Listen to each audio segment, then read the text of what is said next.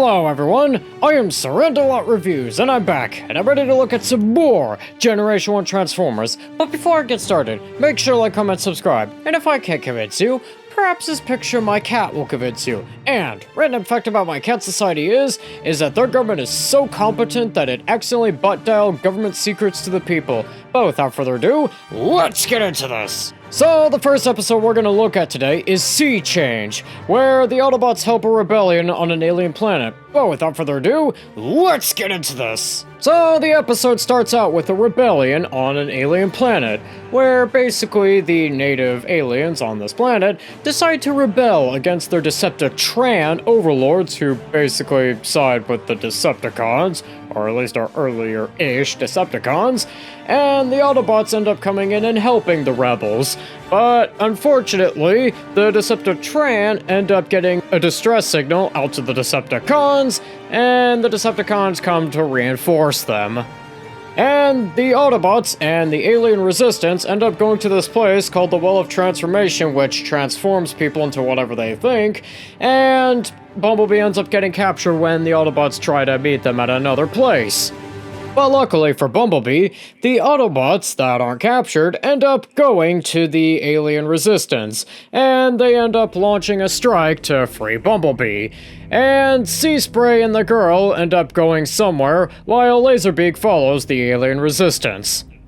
And with this new knowledge, the Decepticons attack the underwater city. Meanwhile, Sea Spray and the girl transforms into a robot, and she and Sea Spray end up going and attacking the sanctuary. And Sea Spray and the girl manage to capture and reprogram Decepticon, and he leads the Decepticons right back to the sanctuary, where they're led straight into a trap, and the Decepticons are forced to retreat, and the episode ends. Okay, I'm gonna be perfectly honest with this episode. I did not like this episode.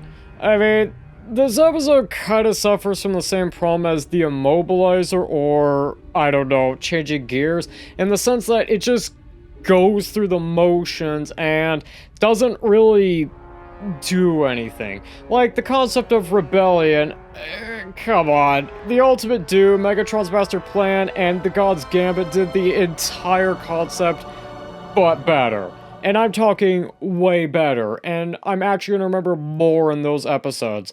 And then you got The Girl Who Loves Powerglide, which did the whole concept of a romance between an Autobot and a human, or in this case, between Sea Spray and the girl, so much better.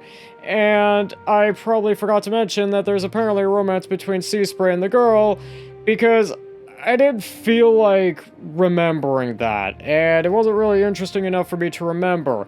And I think one of the things that this episode really could have had was actually make this episode into a two-parter, because this episode kind of just feels like it needs more time to, you know, get the point across.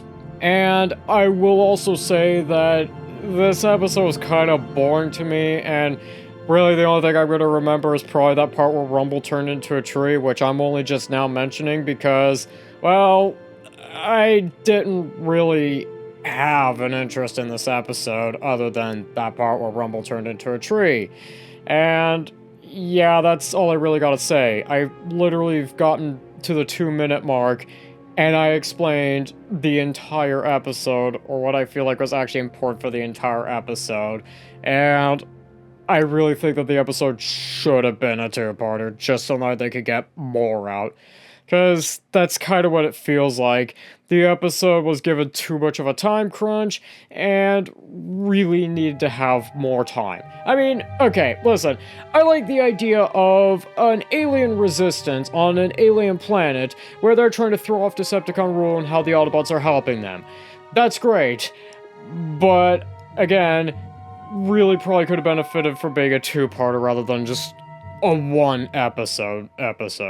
But I think with that, on to the next episode, which is Hoist Goes to Hollywood, where Hoist goes to Hollywood. But without further ado, let's get into this. So the episode starts with Hoist, Spike, and Carly accidentally interrupting a stunt show, And for the stunt drivers, they are in quite a pickle, but luckily Hoist is there to save them, and he also accepts a contract from the director. Meanwhile, with the Decepticons, Dirge accidentally crash lands holding a piece of cargo that the Decepticons want to keep secret. Meanwhile, this scene here happens. Are we ready to do this, boys?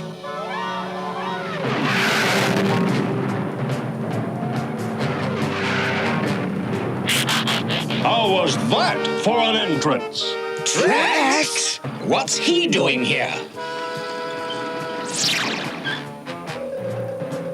A bang-up job of sharpshooting, eh, Hoist? Yeah, wow! Oh, everyone wants to get into the act.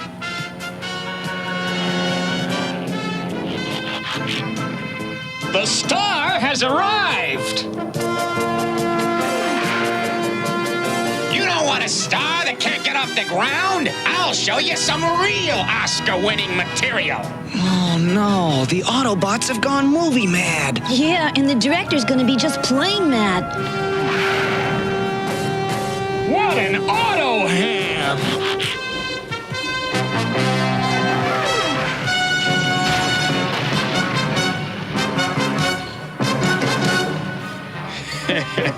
Sorry about that. Well, my career was enjoyable while it lasted. All 10 seconds of it. And the director actually loves the Autobots and has decided to hire them all, and they do a bunch of stunt driving. Meanwhile, the Decepticons come by and this scene here happens.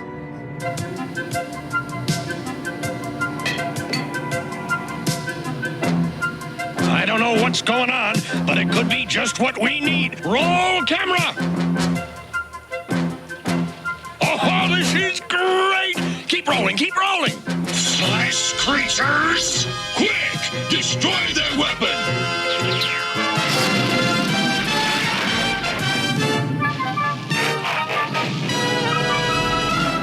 Okay, first Megatron's master plan, then this episode. And if you don't know what I'm referencing, at the time of recording this video and the time of uploading this, literally just a week before this. I mean, what's next? Am I going to be experiencing something about the Soviet Union still being around? Anyways, so Megatron finds out about the film that was filmed and how surprisingly lax his goons are in terms of keeping anything secret. So he decides he's gonna go out there and go destroy the film just before the Autobots can see it. Meanwhile, the Autobots are back filming a bunch of scenes. Meanwhile, Spike and Carly have found out that somebody has broken in and tried to destroy a bunch of films for some reason. And Spike and Carly end up finding the film, getting it produced, and end up finding out that the Decepticons have found some sort of device. And also they are being hunted by the Decepticons for the actual film, but they luckily managed to evade the Decepticons and find Hoist and warn him. And Hoist does this here. Is this what you're looking for, Megatron? You and the rest of the Decepticons get out, or I'll drop them and your precious film into this pit of flesh-eating lava. An Autobot would never hurt a human! You're bluffing! Am I?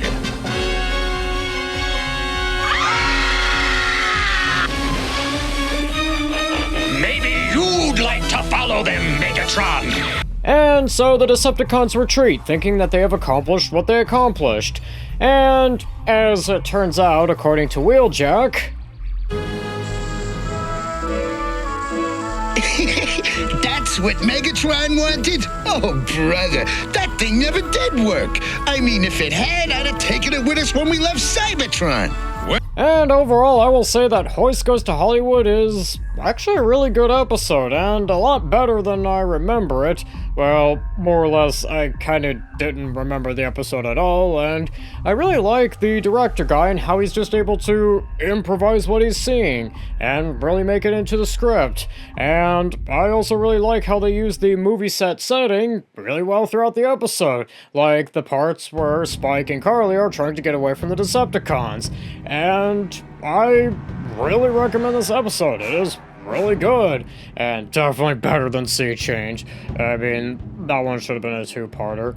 But overall, I will say that this episode was good, and I highly recommend you watch it. And I think with that, that's gonna do it for today. Don't forget to like, comment, subscribe, and I'll see you in the next one.